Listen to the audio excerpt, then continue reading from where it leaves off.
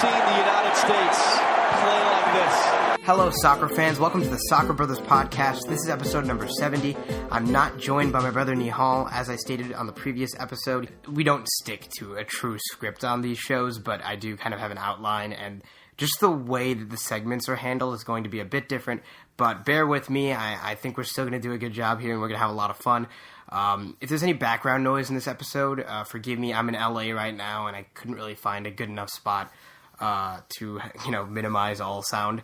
But it shouldn't be too much of a problem. I recorded the last episode in the same area, so forgive me if that is an issue that comes up. But why don't we get right into the soccer? The U.S. men's national team beat Honduras 6-0 in San Jose on Friday night in their third World Cup qualifying match. It was Bruce Arena's first competitive match with the team. Klinsmann handled the first two qualifiers, and those didn't go really well after losses to Mexico and Costa Rica, but we looked like a new team in this episode. Grant Wall said before the game, "It's as close to a must-win game as there can be," and he was right. If we lost this game, we would not be in good shape, but we looked like a new team out there. We organized in a 4-4-2 diamond before the game, kind of like how I predicted it. Not really. I didn't predict a true diamond. I predicted a 4-1-3-2, but I think that's pretty much what it ended up being. I think Bradley could be seen as a defensive mid or a center mid. It really just depends on how you look at it. And Honduras played a 5-2-3 or a 5-4-1, depending on how you want to look at it, with Elise leading the charge, Kyoto and Nihal on either side of him. I said Nihal would probably play right back on the previous episode, but I did expect four in the back, so that changed up how that went a little bit. It didn't matter, though, too much, because the U.S. was really the only team on the score sheet in this game, and for most of the game it looked like they were the only team competing. So why don't I go through each goal and then I can analyze a little bit. So in the 5th minute, Josie Altidore plays a good ball into Christian Pulisic. He gets his shot deflected while trying to meg the keeper, and Sebastian Lechet cleans it up. Sebastian Lechet, a player who Jurgen Klinsmann didn't give many chances. We're already seeing Bruce Arena's new coaching style implemented early in the game. And then in the 27th minute was our next goal. Michael Bradley makes a great run, going past 2 to 3 defenders, gets it onto his left, swings his hips, and gets a nice little ground shot past Escobar, the Honduras goalkeeper. And then it's 2-0. And in the 32nd minute, Christian Pulisic plays a really nice ball up. Dempsey has a great first touch off his shoulder, or chest, I couldn't really tell, and then volleys it in the top right corner. It was a beautiful volley, perfect shot. 3-0, and that was the first half goals. Now in the second half, there's just as many. In the 46th minute, Clint Dempsey loses the ball initially, but uses great strength to fight back and win the ball and play it to Josie Altidore. He plays a really nice low ball in the air to Christian Pulisic, who puts it past Escobar near post. In the 49th minute, Honduras makes a mistake in the midfield. Altidore passes it to Pulisic, who plays a perfectly weighted ball to Clint Dempsey, who rounds Escobar and puts it in the back of the net like clockwork. Clint Dempsey in the 54th minute gets another goal, this time by free kick, lifting it over Escobar, to the left side netting, and there was 6-0, and everyone's going crazy. The U.S. gets 3 points. It was Jurgen Klinsmann. We were right. Okay. Yeah, okay, I'm not going to mention Klinsmann again. Okay, maybe I will a few more times, but I don't want this to just be a Klinsmann hate episode. We've had enough of those. So right off the bat, I said the name Christian Pulisic a lot of times. He had 2 assists and a goal. 3 assists if you include the first goal, because he did have a shot that was deflected off the keeper, and that was kind of his assist, but I don't think it officially counts as such. It is unfortunate that Sebastian Lechet had to leave the game in the 17th minute due to injury, and then Bedoya came on for him. When Bedoya came on, it was basically the same look that I predicted in the previous episode, but shout out Sebastian Lechet. He proved that he deserves another call-up. He was sent home this morning in a roster change due to the injury, but I definitely want to see him more for the U.S. national team. Michael Bradley. So Michael Bradley is a player who gets a lot of scrutiny on the team. He has a very high bar, and maybe rightfully so, but he definitely proved why he is the captain in this game. Defensively, very sound, and that's a testament to Bruce Arena and playing him in this position. Jurgen Klinsmann playing Bradley at attacking mid, that's not where he's most effective. And also credit to Christian Pulisic for allowing Bradley to take a step back, sometimes playing between the center backs for build-up. And that goal in the 27th minute, man, that was some vintage Michael Bradley. That was in its own way, maybe a little cooler than the Scotland goal. I mean, I know that was a better shot, but Bradley was just running through the defense and tried to look up for a pass, saw the goal, took his shot, and it was a great play. And Christian Pulisic, while I'm still talking about him, his passing was just so superb. In the 32nd minute, I already mentioned that goal, but that ball up, just that little ball up, was really well timed. And I think probably his best ball in the match was in the 49th minute, which led up to Dempsey's second goal. That was just perfectly weighted. It was perfectly timed. Clint Dempsey didn't even need to take a touch on the ball until he actually rounded past Escobar. So that was... I mean, he's just amazing me. His technical ability is so sound. And athleticism isn't bad either. In the 19th minute, he made a really nice move around a defender near the sideline, but the sideline ref called it out of bounds, but he was on goal, and it was the wrong call after looking at the replay. He definitely got screwed there. I think he could have gotten the second goal. That would have been the second goal for the U.S. if that ended up counting. I mean, it is a stretch to say that was a goal, but that would have been a goal, but definitely I could see... in a realistic scenario, how that could end up being a goal. Alejandro Bedoya, when he came on, I thought he fit in pretty well, but I mean, you don't really need to do much when you have this much creativity around you. I thought that when I was watching this game, that Altidore, Dempsey, and Pulisic really formed this trifecta that was just really unstoppable. That connection, I mean, you saw it specifically on Dempsey's second goal. Altidore, making a nice run, passes into Pulisic, who's playing in that number 10 role, staying in that position, and then plays it into Dempsey. And I think that combination was also there a couple other times, maybe not specifically those three players in a row, but they definitely all got each other involved. And Josie Altidore again played a really good game. Didn't have a goal, but he contributed a lot, and I really don't want to change anything about how this lineup was. I think Bruce Arena did a really good job. And as Taylor Twellman said, Bruce Arena made this team look very comfortable. They looked like they were playing for the U.S. They looked like they all wanted to be here. And Jurgen Klinsmann, on the other hand, was all about making the players feel uncomfortable. And I think that Bruce Arena making that change, making everyone feel at home a little bit, allowed this team to work as a unit and allowed us to look very, very good in this game. And another injury that I should mention as I'm talking about this game is John Anthony Brooks in the 70th minute. He had a non-contact injury while trying to clear the ball, and he was stretchered out in the 70th minute, so he will not be showing up for the Panama game. It's really unfortunate. We hope that Brooks can get back to full match fitness soon. He did play pretty well in this game. One of Honduras' best chances was in the 45th minute. Andino, who just came on for the injured Kyoto, looked to have missed an easy shot in the 45th minute, and we got a goal kick because to everyone it looked like an easy missed shot, but it was actually deflected off Brooks. And Brooks is a player that I really like, very physically strong, and he is prone to individual mistakes, as I said on the last episode, but he can make up for those kind of things with his amazing plays, his amazing headers, and just his brute athleticism. So definitely a player that we want to see going forward, but that's pretty much a given anyway. Jeff Cameron was playing right back for the majority of the match. He got a yellow card early on in the 25th minute for a foul on Roger Espinoza.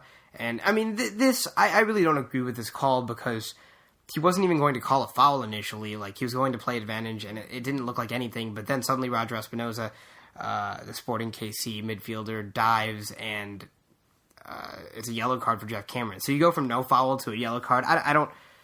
I mean, maybe he was playing the advantage, but still, I don't think that was a yellow card worthy challenge. I don't think that was the right decision by the referee. He ended up getting subbed off in the 59th minute for Graham Zusi, who played his role at right back fairly well. And in general, I thought the defense was pretty solid. I mean, on paper, yes, Honduras did have more shots than us and did have more possession, but really, if you watch this game, you could tell that the U.S. was on the front foot most of the time, and all of Honduras' shots weren't nearly as high quality as the 8 shots that the U.S. got as opposed to Honduras' 11. Clint Dempsey, I did mention his name in terms of goals and did praise him a little bit, but let me just emphasize this. This is a guy who hasn't played a game for the U.S. since the Copa America and had a lot of injury concerns towards the last part of the season for Seattle Sounders with his irregular heartbeat. He comes into this game, he leads this team, and he scores a hat trick, and none of the goals were penalties either. They're all good goals, actually. I mean, probably the most impressive was that volley in the top right corner past Escobar, but they're all impressive goals, and just shout out Clint Dempsey. I mean, he's a player that I don't think I get excited about enough, but he does the job just like Josie Altidore. He scores the goals, and obviously it's a lot easier to praise, the freshness and the young talent of a Christian Pulisic or Darlington Nagbe, but Clint Dempsey gives it his all, and it showed in this game. Christian Pulisic, though, while I mention him, I really don't think can be hyped enough. This guy is 18 years old. He had 3 assists. Yes, I'm going to say 3 assists. And a goal. And he really could have had another goal or assist if there wasn't bad refereeing involved. But this kid is 18 years old, and he's one of the best players on the field, if not the best player. And he's making it look so easy. He's not letting the pressure get to him. And he just looks like one of the other guys out there.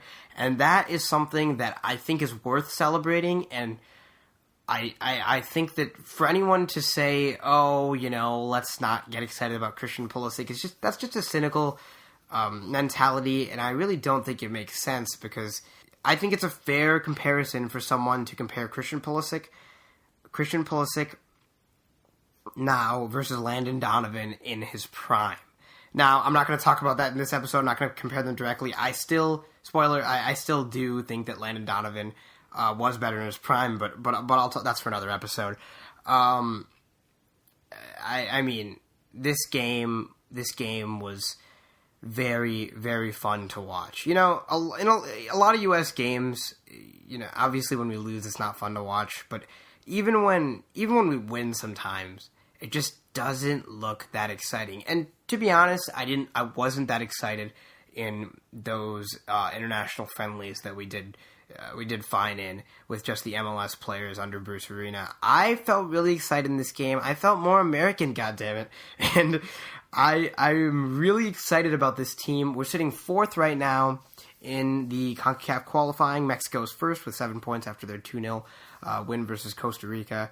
Chicharito is just a player that's going to be very hard to stop in the return fixture against them, but obviously it's for a different episode. Costa Rica in 2nd, and Panama in 3rd, United States in 4th, Trinidad and Tobago in 5th, and Honduras in 6th. So that was an important win for us, an important loss for them. And we also got our goal differential up to +1, after losing by 1 goal to Mexico and losing 4 goals to Costa Rica. We get 6 goals in this game and no goals conceded, which means that we're back up to positive. So that's that. Those goals weren't useless. They weren't just putting salt in the wound for Honduras. They were actually beneficial to us. And right now we're sitting in that Confederation playoff spot, and I don't want to stay there. I think we're a lot better than that. I got to be honest. When I was watching this game, I was also watching Wisconsin play in the Sweet 16 game in March Madness. So I didn't get to have the same type of tactical analysis that I want to normally. But I didn't need to look much to know that this team had a lot of chemistry. A mentality that allowed them to play an attacking type of football right from the get-go in the 5th minute. A team that loves playing with each other. You could just tell by the way they celebrated together. And a team that I think should essentially be the same team that we go with against Panama on Tuesday. So moving to that game, we had 4 players sent home. John Brooks, Michael Orozco, Sebastian Lachette, and Jordan Morris. I think those are all due to injury. We got Paul Arriola coming into camp for that Panama game from Club Tijuana. He's done well. I mean, he's had 1 World Cup qualifying appearance and 1 goal. So I mean, can't really argue with that. And I'm excited to see if he can play. But I do want a very similar lineup. I think that we can win that midfield battle if we go with Nagbe, Bedoya, Pulisic, and Bradley.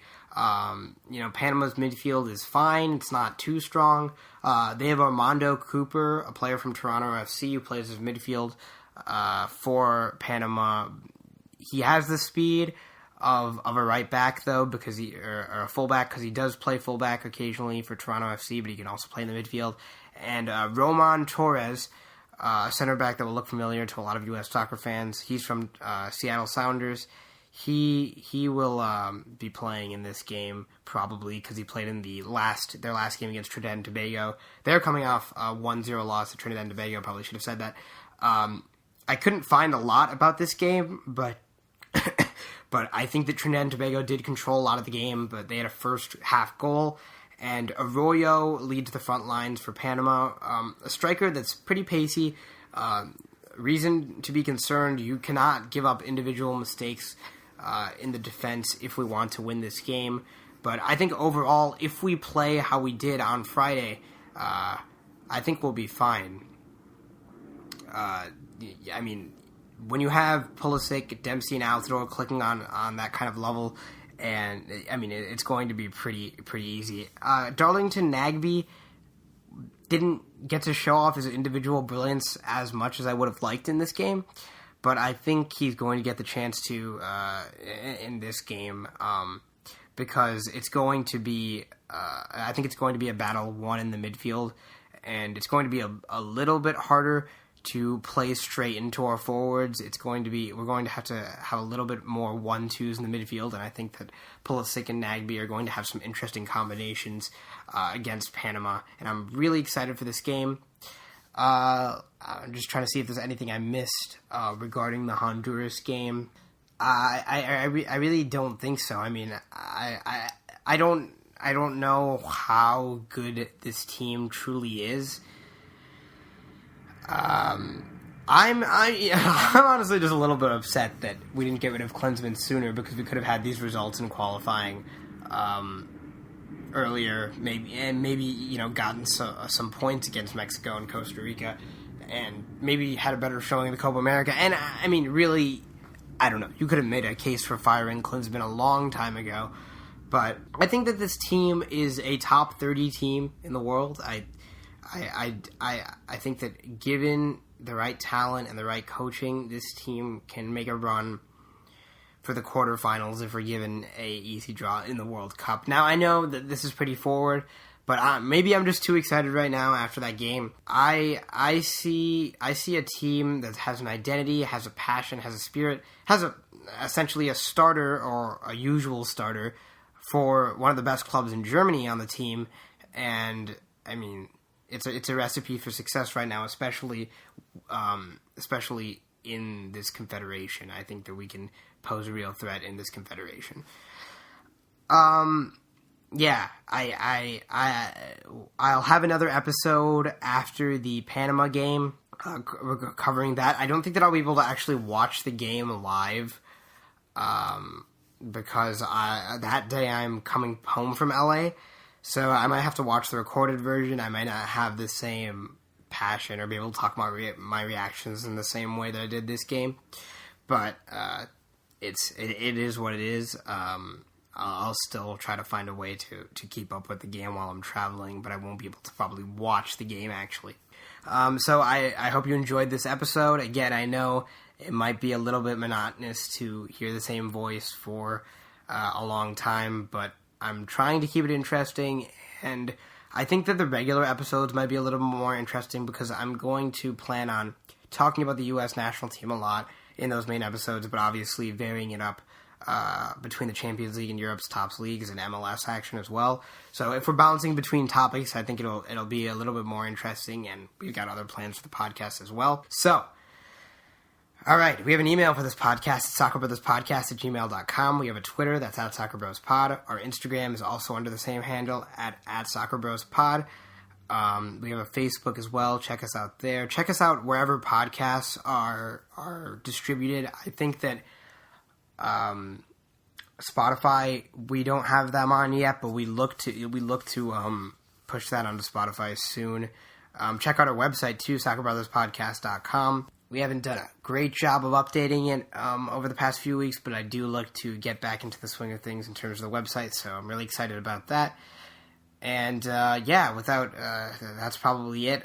Make sure you root for the U.S. against Panama on Tuesday.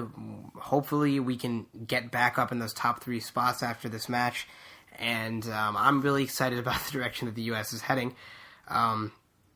Yesterday I watched 3 games from my teams. I'm a Wisconsin sports fan, so I watched the Wisconsin game and I watched the Milwaukee Bucks game, who are doing really well right now. The Milwaukee Bucks won against the Atlanta Hawks. And Wisconsin lost, though, off a heartbreaker 3-pointer in overtime against the Florida. We fought so back to force into overtime, and we were just doing a great job. But then on the last play, it was just like, what the hell just happened? And I almost couldn't enjoy the U.S. game as much as I wanted to because I was so depressed by the Wisconsin game, and I was focusing on the Wisconsin game a little bit as well. But this is really irrelevant, but basically what I'm trying to say is that the analysis will be more thorough on the next U.S. games, so look out for that. And with that, I'm going to get out of here. I'll see you next time on episode number 71 of the Soccer Brothers Podcast. Thank you so much.